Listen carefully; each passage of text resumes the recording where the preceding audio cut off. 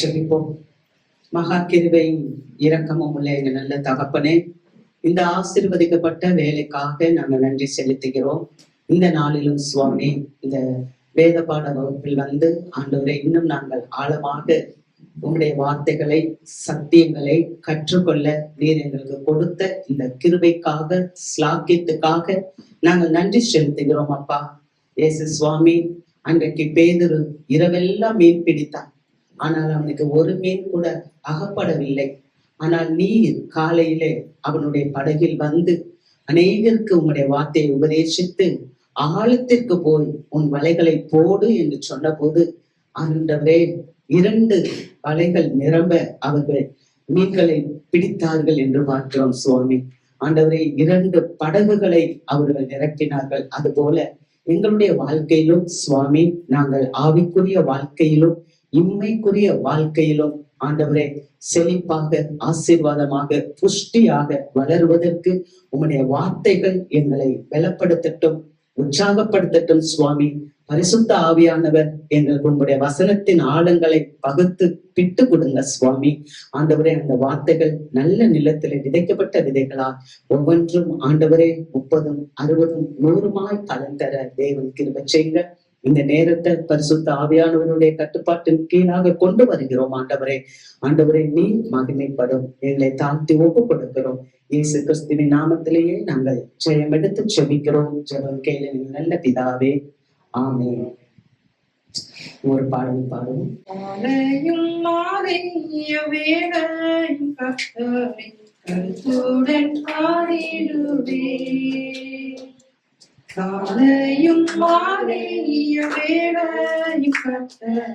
கருத்துடன் பாடிடுவே. பரிசுத்தர் பரிசுத்தர் பரிசுத்தர் என தூதன் பாடிடும் தொனி கேட்குதே. பரிசுத்தர் பரிசுத்தர் பரிசுத்தர் என தூதன் பாடிடும் தொனி கேட்குதே. கர்த்தர் என் வெளிச்சம், ஜீவனின் பலனும், கிருபையாய் ரட்சிப்புமானார். கர்த்தர் என் வெளிச்சம், ஜீவனின் பலனும், கிருபையாய் ரட்சிப்புமானார். பஞ்சிடாமல் கலங்காமல் பயமின்றி செய்கிறேன், அருளீனம் காட்டிடுவேன். காலையும் மாலையும் வேளையும் கர்த்தரை கருத்துடன் பாடிடுவேன். எனக்கு எதிராக பாளையம் இறங்கி என் மேல் ஓர் யுத்தம் வந்தாலும், எனக்கு எதிராக பாளையம் இறங்கி என் மேல் ஓர் யுத்தம் வந்தாலும், பயப்படே எதிராளி நிமித்தமாய் சபையான பாதையில் நடத்திடுவார்.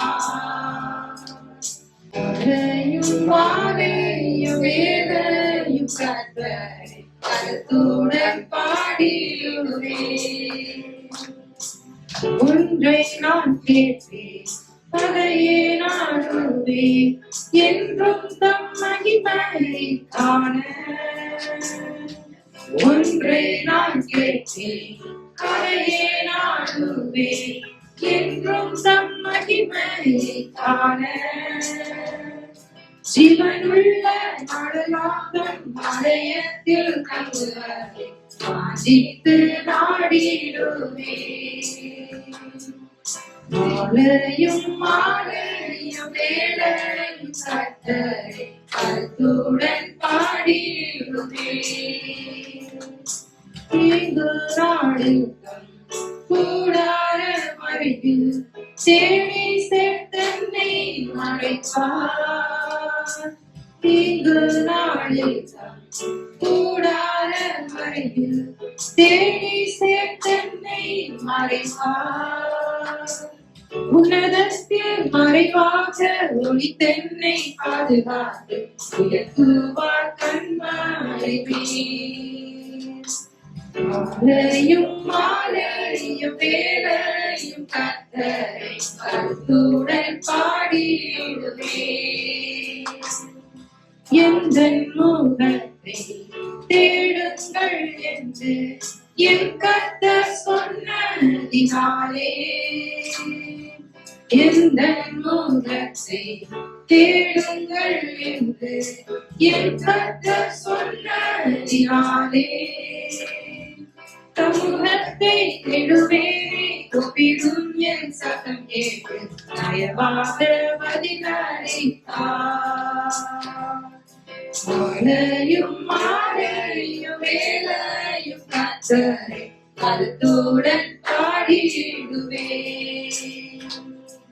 தகப்பனும் தாயும் கைவிட்டாலும் என் கர்த்தர் என்னை சேர்த்துக் கொள்வார். தகப்பனும் தாயும் கைவிட்டாலும் என் கர்த்தர் என்னை சேர்த்துக் கொள்வார். எந்த உள்ளம் ஸ்திரமாக கர்த்தருக்கு என்றென்றும் காத்திருக்கும். மாலையும் மாலையும் வேளையும் கர்த்தரை கருத்துடன் பாடிடுவேன்.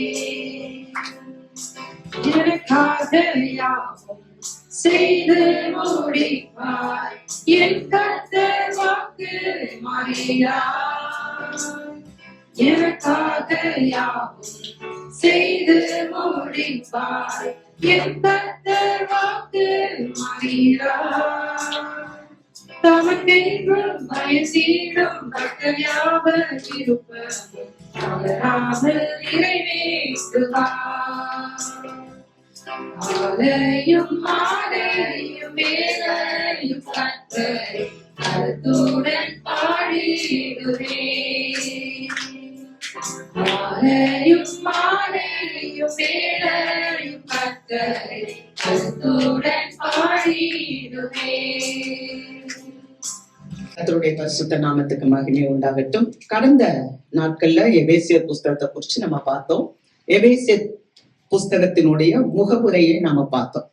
அநேகர் அங்கே வந்து ரட்சிக்கப்பட்டாங்க. கிறிஸ்துவ அறியாதவர்கள் கிறிஸ்துவ அறிந்து கொண்டார்கள்.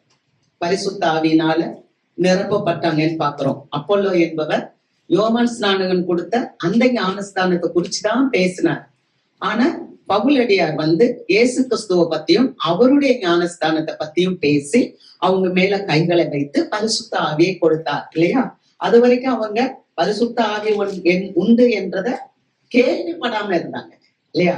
ஆனா பவுலடியார் போய் அந்த கிருபையை அவங்களுக்கு கொடுத்தார். அது மாத்திரம் இல்ல, அநேக மாய வித்தைக்காரர்கள் அவங்க ரட்சிக்கப்பட்டு அவங்க கிட்ட இருக்கிற புஸ்தகங்களை எல்லாம் கொண்டு வந்து எரித்து போட்டாங்க அப்படின்னு சொல்லி பாக்குறோம். அப்படி சபை விருத்தி அடைஞ்சிச்சு. சபை எபேசு பட்டணத்துல பெருகுச்சு அப்படின்னு பாக்குறோம். ஆனாலும் அதை குறிச்சு அப்போஸ்தலர் யோவான் என்ன சொல்றாரு வெளிப்படுத்தின விசேஷத்துலன்னு பார்க்கும்போது, இந்த சபை ஆதியில கொண்ட ஒரு அன்பை விட்டுருச்சு அப்படின்றதையும் நம்ம பார்த்தோம். அப்ப அந்த சபைக்கு ஆண்டவர் சொல்ற ஒரு காரியம், நீ மனம் திரும்பு. அல்லேலூயா. மனம் திரும்பாவிட்டால் உன்னுடைய விளக்கு தண்டை எடுப்பேன்னு சொன்னார். ஆமென். அப்ப அந்த சபையார் மனம் திரும்ப வேண்டும். அல்லேலூயா. அது போல அந்த வார்த்தை இன்றைக்கு நமக்கும் உண்டுதான். நம்மளும் ஏதாவது ஒரு விதத்துல வீழ்ந்து போயிருப்போம்னா நம்ம திரும்ப எழுப்பி அதை நம்ம கட்டும் போது நம்ம ஆண்டவர் அவர் விரும்புற ஒரு பாத்திரமாக நம்ம வருவோம். அல்லேலூயா. கர்த்தருக்கு மகிமை. இன்றைக்கு எபேசியர் புஸ்தகம் 1வது அதிகாரம் 1வது வசனத்தை நான் வாசிக்கிறேன். நீங்க நோட்ஸ் எடுத்துக்கோங்க. எபேசியர் 1வது அதிகாரம் 1வது வசனம். தேவனுடைய சித்தத்தினாலே இயேசு கிறிஸ்துவினுடைய அப்போஸ்தலனாகிய பவுல் எபேசுவிலே கிறிஸ்து இயேசுவுக்குள் விசுவாசிகளாய் இருக்கிற பரிசுத்தவான்களுக்கு எழுதுகிறதாவது. இந்த முதல் வசனம் 1வது அதிகாரம் 1வது வசனம் நம்ம ஏற்கனவே சொன்னோம். இதுல 6 அதிகாரங்கள் இருக்கிறது. ஆனா இன்றைக்கு நம்ம இந்த ஒரு வசனத்தை தான் பார்க்க போறோம். அல்லேலூயா. கர்த்தருக்கு மகிமை. இதை நம்ம ஊன்று கவனிப்போம். இதுல 3 விதமான காரியங்கள் கொடுக்கப்பட்டிருக்கு. தேவனுடைய சித்தத்தினாலே இயேசு கிறிஸ்துவினுடைய அப்போஸ்தலனாகிய பவுல். அப்ப பவுல் தன்னை அறிமுகப்படுத்துகிறார். பவுல் தன்னை எப்படி அறிமுகப்படுத்துகிறார்? இயேசு கிறிஸ்துவனுடைய அப்போஸ்தலனாகிய பவுல் தன்னுடைய பெயரை சொல்லி, நான் இயேசு கிறிஸ்துவனுடைய அப்போஸ்தலன். அப்ப இயேசு கிறிஸ்துவா நான் அனுப்பப்பட்டவன். நேற்றைய தினத்துல நம்ம பார்த்தோம், கடந்த வாரத்துல அப்போஸ்தலன் அப்படின்னு சொன்னா அனுப்பப்பட்டவர்கள், தூது உரைக்கிறவர்கள் அப்படின்னு சொல்லி நீங்க வாசிக்கலாம். லூக்காவின் புஸ்தகம் 6வது அதிகாரம் 13வது வசனம். பொழுது விடிந்த போது அவர் தம்முடைய சீசர்களை வரவழைத்து அவர்களில் 12 பேரை தெரிந்து கொண்டு அவர்களுக்கு அப்போஸ்தலர் என்று பெயரிட்டார். அல்லேலூயா. பொழுது விடிந்த போது ஆண்டவராகிய இயேசு கிறிஸ்து அவருடைய சீஷர்களை தம்மிடத்துல வரவழைத்து அவர்களுக்கு அப்போஸ்தலர் என்று பெயரிட்டார். அல்லேலூயா. அப்ப அப்போஸ்தலர்கள் அப்படின்னா தெரிந்து கொள்ளப்பட்டவர்கள், அவர்கள் அனுப்பப்படுகிறவர்கள். இந்த 12 பேரை ஆண்டவர் தெரிந்தெடுத்து ஆண்டவருடைய ராஜ்யத்தை குறித்து பிரசங்கம் பண்ணும்படி அந்த 12 பேரை இயேசு கிறிஸ்து அனுப்பினார். அல்லேலூயா. அப்ப இவங்க போய் ஆண்டவருடைய ராஜ்யத்தை பரப்பினார்கள். ஆமென். அப்ப மீண்டுமாக நம்ம அப்போஸ்தலன் என்றால் அனுப்பப்பட்டவர்கள். இந்த 12 பேரை ஆண்டவர் காலையில அழைத்து அவர்கள் மேல கை வைத்து ஜெபித்து அவங்களுக்கு அப்போஸ்தலர் என்று பெயர் வைத்தார் என்று பார்க்கிறோம். அதே மாதிரி ஆண்டவராகிய இயேசு கிறிஸ்துவும் ஒரு அப்போஸ்தலர் என்று நம்ம சொன்னோம். ஆமென்.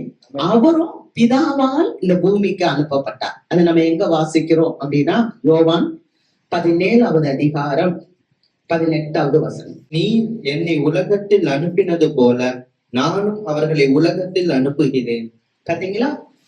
அவர் சொல்றாரு பிதாட்ட, நீங்க என்ன இந்த உலகத்துக்கு அனுப்புனீங்கப்பா, அது மாதிரி நானும் இந்த மக்கள் இந்த 12 பேரை உலகத்தில் அனுப்புகிறேன். அல்லேலூயா. இன்னொரு வசனம் அதிலேயே வாசிக்கலாம். 20வது அதிகாரம் 21வது வசனம். இயேசு மறுபடியும் அவர்களை நோக்கி, உங்களுக்கு சமாதானம் உண்டாவதாக, பிதா என்னை அனுப்பினது போல நானும் உங்களை அனுப்புகிறேன் என்று சொல்லி. அல்லேலூயா. பாத்தீங்களா? ஆண்டவர் திரும்ப அவங்கள்ட்ட சொல்றாரு, உங்களுக்கு சமாதானம் உண்டாவதாக, பிதா என்ன அனுப்பினது போல நானும் உங்களை அனுப்புகிறேன். அல்லேலூயா. அப்ப இயேசு கிறிஸ்து சுயமாய் வரவில்லை. ஆமென். அப்ப இங்க இந்த கிளாஸ்ல அட்டென்ட் பண்றோம்னா நம்மளும் சுயமா வர முடியாது. அல்லேலூயா. ஆண்டவர் நம்மளை தெரிந்தெடுத்தார். எப்படி இந்த 12 அப்போஸ்தலர்களை தெரிந்தெடுத்து அவங்களுக்கு அப்போஸ்தலர் என்று பேர் வச்சாரோ, அதே மாதிரி விசுவாசிகளாகிய நம்மளையும் ஆண்டவர் தெரிந்தெடுத்திருக்கார். ஒருவேளை நம்ம நினைக்கலாம், இல்ல எல்லாருமா தானே நம்மளும் அப்படின்னு. ஆனா ஆண்டவர் சொல்லுறார், அநேக விசேஷித்தமானவர்கள் இந்த வேதத்துல இருக்கிறாங்க. ஏன்? நட்சத்திரங்களுக்கு நட்சத்திரம் வேறுபட்டது, வித்தியாசமா இருக்கு இல்லையா? அப்ப ஒவ்வொன்றும் வித்தியாசமா இருக்கிறது போல ஆண்டவரும் நம்மளை ஆண்டவருக்கு என்று பிரித்து எடுத்திருக்கிறார். அல்லேலூயா. கர்த்தருக்கு மகிமை. அப்ப நம்ம கடந்த வாரத்துல பார்த்தோம், அப்போஸ்தலர் இயேசு கிறிஸ்து ஒரு அப்போஸ்தலர். அது எங்க பார்க்கணும்? எபிரேயர் புஸ்தகம் 3வது அதிகாரம் 1வது வசனம்.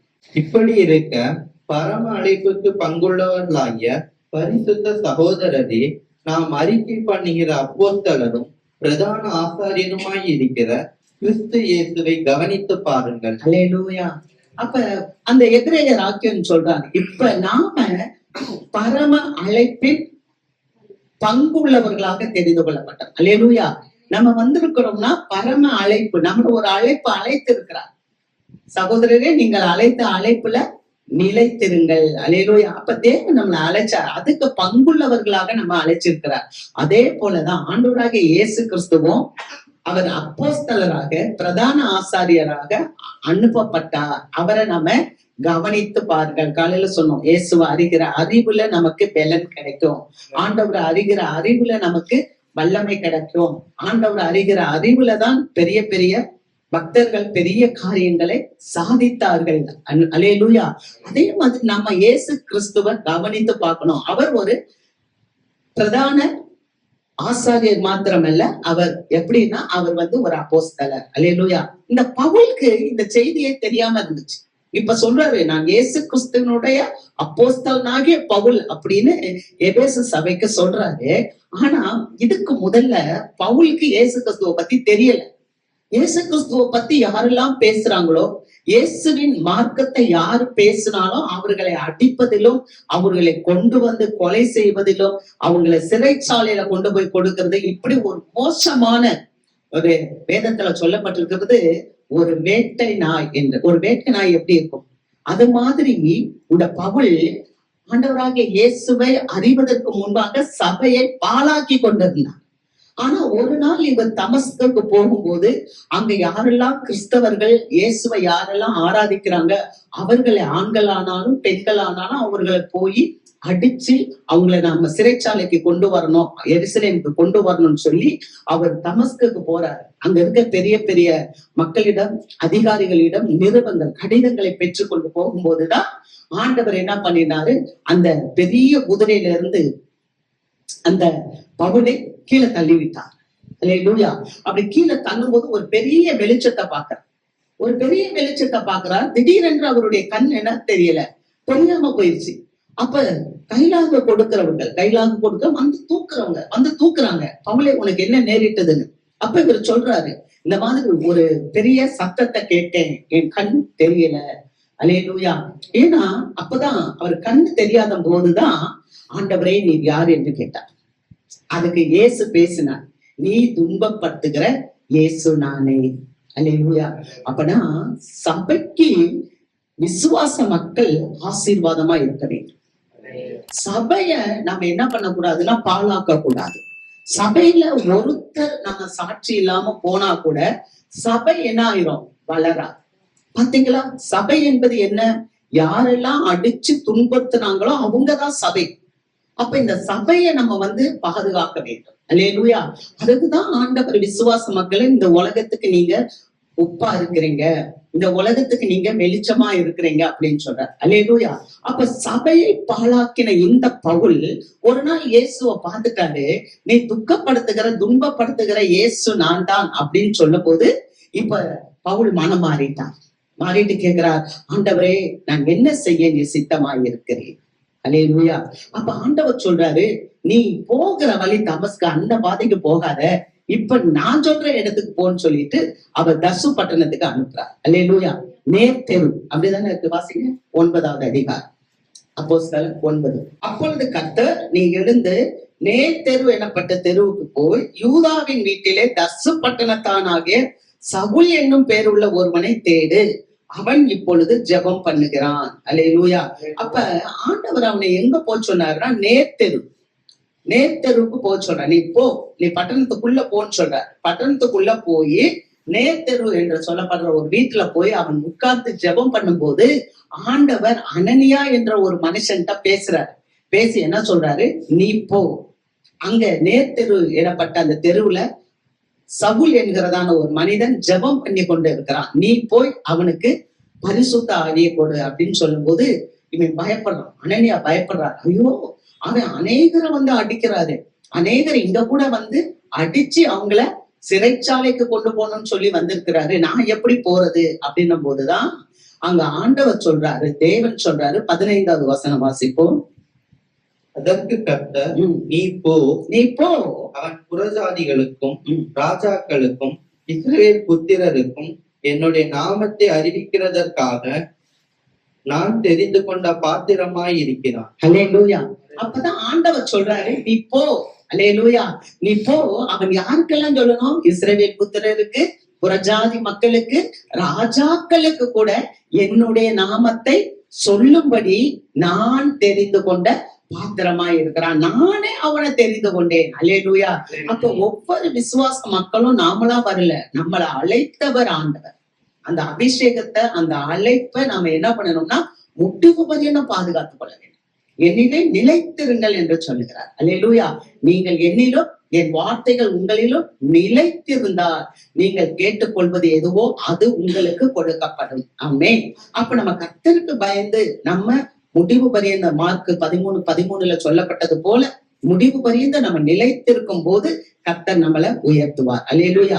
இங்க அந்த மகன்கிட்ட ஆண்டவர் சொன்னபடி இவன் போறான், போய் கை வச்சு அவனுக்கு பரிசுத்த ஆவியை கொடுக்கிறார். இப்ப இவர் ஒரு அப்போஸ்தலராக மாறிவிட்டார். அவர் என்ன சொல்றாரு, கலாத்தியருக்கு எழுதும் போது அவர் என்ன சொல்றாரு, கலாத்தியர் 1வது அதிகாரம் 1வது வசனம் வாசிப்போம். மனுஷராலும் அல்ல, மனுஷன் மூலமாயும் அல்ல, இயேசு கிறிஸ்துவினாலும் அவரை மரித்தோரில் இருந்து எழுப்பின பிதாவாகிய தேவனாலும் அப்போஸ்தலனாய் இருக்கிற பவுலாகிய நான். அல்லேலூயா. அப்ப அவர் என்ன சொல்றாரு பாருங்க, நான் மனுஷனால அல்ல, மனுஷன் மூலமாயும் அல்ல, கிறிஸ்து இயேசுவினாலே டைரக்டா நான் பிடிக்கப்பட்டேன். அல்லேலூயா. அப்ப பவுலுடைய சிறப்பம்சம் என்னன்னா, யாரோ ஒருத்தர் கூட்டிட்டு வந்து, யாரோ ஒருத்தர் அவரை வந்து என்ன பண்ணல, ஊழியத்துக்கு என்று கொண்டு வரல, ஆண்டவரே அவரை நேரடியாக அவரை கண்டு கொண்டார். ஆகவேதான் அவர் சொல்றார், நான் மனுஷனால என்ன ஆகணும், அபிஷேகம் பண்ணப்படல, மனுஷன் என்னை வந்து கூப்பிடல, நான் நேரா கர்த்தராலே அழைக்கப்பட்டவன். ஆக இப்படியாக எபேசு சபைக்கு தன்னை வெளிப்படுத்துகிறார். என்ன சொல்றார்? கிறிஸ்து இயேசுவின் அப்போஸ்தலனாகிய பவுல். ஆனா கிறிஸ்து இயேசுவினுடைய அப்போஸ்தலன் மாத்திரம் இல்ல, அதுக்கு மேல என்ன சொல்லப்பட்டிருக்கு? எபேசியர் 1:1 தேவனுடைய சித்தத்தினாலே. அல்லேலூயா. அப்ப எந்த ஒரு மனுஷனும் சுயமாய் வர முடியாது. ஆமென். ஆண்டவராகிய இயேசு கிறிஸ்துவும் சுயமாய் இந்த உலகத்துக்கு வரல. அவர் பிதாவானவர் கிறிஸ்துவை அனுப்புனான். ஆமென். அப்ப பிதாவுடைய தேவனுடைய சித்தத்தினாலே இயேசு கிறிஸ்துவனுடைய அப்போஸ்தலனாகிய பவுல். அல்லேலூயா. அப்ப தேவனுடைய அனாதி தீர்மானத்தினாலே இந்த பவுல் ஏற்படுத்தப்பட்டார். அல்லேலூயா. இயேசு கிறிஸ்துவான மாத்திரமல்ல, நம்ம படிக்கிறோம், நம்முடைய ஆண்டவர் மூவொரு தேவன், பிதா, குமாரன், பரிசுத்த ஆவியானவர், 3 இருக்கிறார். ஆகவே தேவன் அவரை தெரிந்து கொண்டு அனுப்புகிறார். அல்லேலூயா. அப்ப எபிரேயர் புஸ்தகம் 5வது அதிகாரம் 4வது வசனம். மேலும் ஆரோனை போல தேவனால் அழைக்கப்பட்டால் ஒழிய வேறு ஒருவனும் இந்த கனமான ஊழியத்துக்கு தானாய் ஏற்படுகிறது இல்லை. ஆமென். அப்ப இந்த எபிரேய ஆக்கியம் சொல்றாரு, ஒரு மனுஷன் ஆரோனை போல அழைக்கப்படாதுன்னா இந்த ஊழியத்துக்கு நம்ம வர முடியாது. அல்லேலூயா. அப்ப ஆண்டவர் பவுலை தெரிஞ்சு கொண்டு பவுலை ஆண்டவர் அழைத்தார். நல்லா ஒண்ணு புரிஞ்சுக்கோங்க, ஆண்டவர் நம்மளுடைய திறமைய கொண்டோ, நம்முடைய படிப்பை கொண்டோ, நம்முடைய தகுதியை கொண்டோ நம்மளை தெரிஞ்சு கொள்ள மாட்டார். அல்லேலூயா. ஆண்டவர் எப்படி தெரிவார்? நீங்க பாத்தீங்கன்னா பழைய ஏற்பாட்டுல மோசேக்கு நிறைய திறமைகள் இருந்துச்சு. அவர் பெரிய சாஸ்திரங்களை கற்று அறிந்தவர், நிறைய வேதங்களை அறிந்தவர்.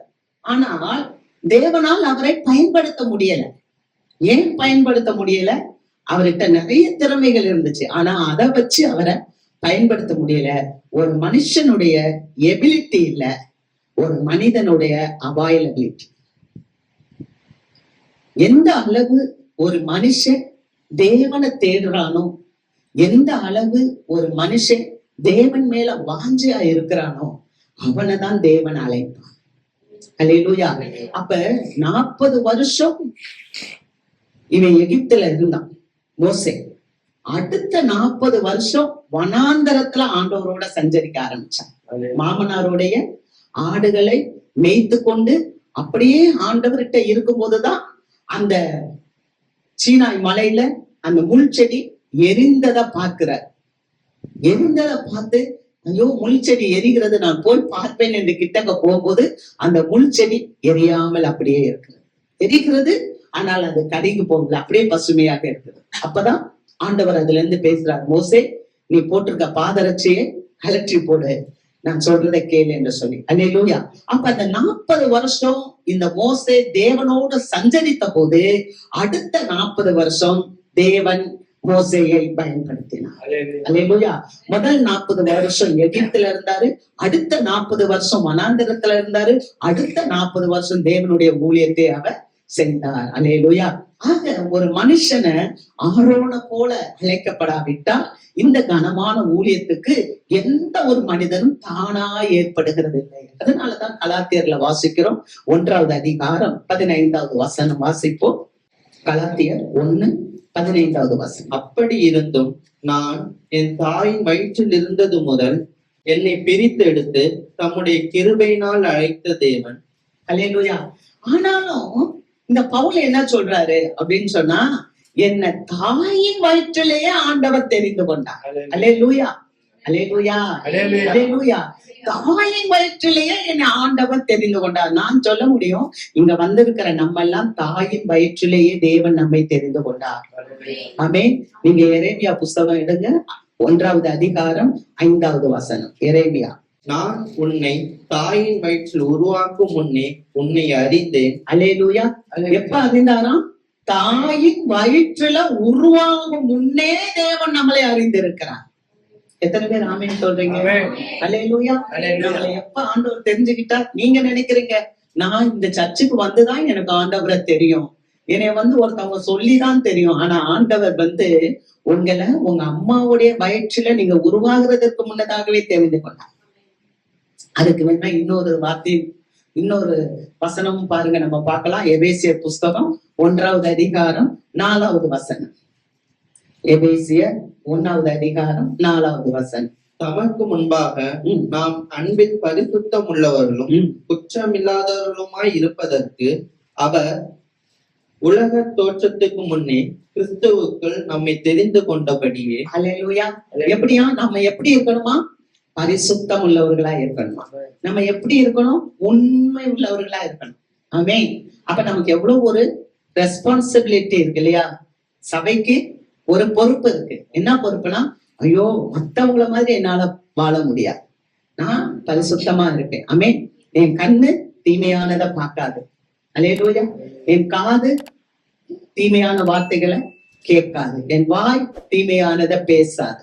என் கால் தீமையான இடத்துக்கு போகாது. இல்லையா? ஒவ்வொரு அவயவங்களையும் பிரதிஷ்டை பண்ணணும். ஏன்னா ஆண்டவர் நம்மள பரிசுத்தம் உள்ளவர்களாய் இருக்கும்படியும் அவருடைய அன்பின் பூரணமாய் இருக்கும்படியும் தேவன் உலக தோற்றத்துக்கு முன்பே, எப்ப? இந்த உலகம் உண்டாவதற்கு முன்பே உங்களையும் என்னையும் இயேசு கிறிஸ்து தெரிந்து கொண்டார். அல்லேலூயா. அப்ப நம்ம எவ்வளவு ஒரு விசேஷித்தமானவர்கள் இல்லையா? we are special. நிறைய இடத்துல சொல்லுவாங்க ஐ ஆம் ஸ்பெஷல்னு. எதுல ஸ்பெஷல்? நம்மள எதுல ஸ்பெஷல்? நம்மள தேவன் உலகம் உண்டாவதற்கு முன்பதாகவே தெரிந்து கொண்டார். தாயின் கற்பத்துல உருவாக்குறதுக்கு முன்னாடியே ஆண்டவர் நம்மளை தெரிந்து கொண்டார். நம்ம எப்படி ஒரு கட்டிடம் கட்டுறவங்களுக்கு ஒரு வீட்டுடைய அமைப்பு தெரியும் இல்லையா? டிஸ்னி வேர்ல்ட் அப்படின்ற நிறுவனம், அந்த ஓனர் ஒரு அந்த இடத்தை கட்டுறதுக்கு தீர்மானித்தார். அந்த இடத்தை கட்டுறதுக்கு தீர்மானித்து கொண்டு அது பல கோடிகள் செலவு, பல ஆண்டுகள் செலவெடுத்து அந்த பில்டிங்கை கட்டுறாங்க. ஆனா கட்டுறதுக்கு முன்பதாக அவர் மரித்து போய்விட்டார். அப்போ அந்த கட்டடத்தை கட்டி முடிச்ச உடனே அவங்க ஒய்ஃப் நிக்கிறாங்க. அப்ப அந்த கட்டட பொறியாளர் ஒருத்தர் சொல்றாரு, என்ன சொல்றாருன்னா, இப்போ இவ்வளவு அழகா பிரம்மாண்டமா இத கட்டியாச்சு, ஆனா கட்டி முடிச்ச பிறகு அவரு இல்ல, அந்த டிஸ்னி அவரு உயிரோட இல்ல அப்படின்னு சொல்லும் போது அவங்க மனைவி சொன்னாங்களாம், இத கட்டுறதுக்கு முன்னாடியே அவர் பார்த்துட்டாங்க. அவர் தான் டிசைன் பண்ணனால இது இப்படித்தான் இருக்கும் என்பது இத கட்டுறதுக்கு முன்னாடியே அவருக்கு தெரியும். அதனால அதை குறிச்சு ஒண்ணும் இல்லை. அது மாதிரிதான் ஒரு அப்போஸ்தலன் அல்லது ஒரு விசுவாச மக்கள் நம்ம எப்படி இருக்கோம்னா, சபைக்கு அஸ்திபாரமாக இருக்கும். அல்லேலூயா. ஒரு அப்போஸ்தலன் சபைக்கு அஸ்திபாரமாக இருக்கிறவன். ஆமென். அல்லேலூயா. அவனுக்கு எல்லாமே தெரியும். எப்படின்னா, அடுத்து இந்த கட்டிடம் எப்படி வரப்போகுது, ஒரு பொறியாளர், ஒரு என்ஜினியர் எப்படி ஒரு பில்டிங்கை டிசைன் பண்ணி இப்படிதான் கட்ட போறோம் அப்படின்றத கட்டும் போதே அவர் அறிந்து கொள்வார். அல்லேலூயா. அது மாதிரிதான் நம்ம கிறிஸ்தவ வாழ்க்கையிலும் நம்ம அடித்தளம் எப்படி அப்படின்றத அப்போஸ்தலனாகிய இயேசு கிறிஸ்து நம்ம குறித்து அறிந்திருக்கிறார். அதே மாதிரி அனுப்பப்பட்ட அப்போஸ்தலர்கள் ஒவ்வொருவரும் அந்த சபையை குறித்த தரிசனம் உள்ளவர்களாக இருக்கிறார்கள். ஆமென். அந்த சபையினுடைய அஸ்திபாரமாக இருக்கிறாங்க. அதை நம்ம பார்க்கலாம்.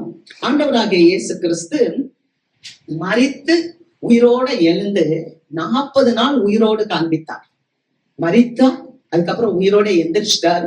எந்திரிச்சு 40 நாள் அவர் உயிரோட இருந்து அவருடைய சீஷர்களுக்கு எல்லாம் தன்னை வெளிப்படுத்தினார். அவர் வெளிப்படுத்தி என்ன போதித்தார்னா, தேவனுடைய ராஜ்யத்தை குறித்து போதித்தார். வாசிக்கலாமா? அப்போஸ்தலர் 1வது அதிகாரம். அப்போஸ்தலர் 1வது அதிகாரம் 3வது வசனம். அவர் பாடுபட்ட பின்பு 40 நாள் அளவும் அப்போஸ்தலருக்கு தரிசனமாகி தேவனுடைய ராஜ்யத்துக்குரியவைகளை அவர்களுடனே பேசி அநேகம் தெளிவான திருஷ்டாந்தங்களினாலே அவர்களுக்கு தம்மை உயிரோடு இருக்கிறவராக காண்பித்தார். பாத்தீங்களா? அப்ப அவர் எதை குறிச்சு பேசினார் அப்படின்னா, தேவனுடைய ராஜ்யத்துக்குரியவைகளை குறித்து பேசி அநேக தெளிவான திருஷ்டாந்தங்களினாலே அந்த 12 சீஷர்களுக்கும் தம்மை உயிரோடு இருக்கிறவராக காண்பித்தார். அல்லேலூயா. அப்ப மரித்தார், அவர் உயிரோடு எந்திரிச்சா, 40 நாள் உயிரோட வந்து அவருடைய சீஷர்களை எல்லாம் பலப்படுத்தி கிறிஸ்தாந்தமா அவர் தேவனுடைய ராஜ்யத்தை குறித்து பேசினார். நம்ம நினைச்சுக்க கூடாது தேவனுடைய ராஜ்யம் அப்படின்னா உடனே அது மோட்சம் அப்படின்னு நினைக்க கூடாது.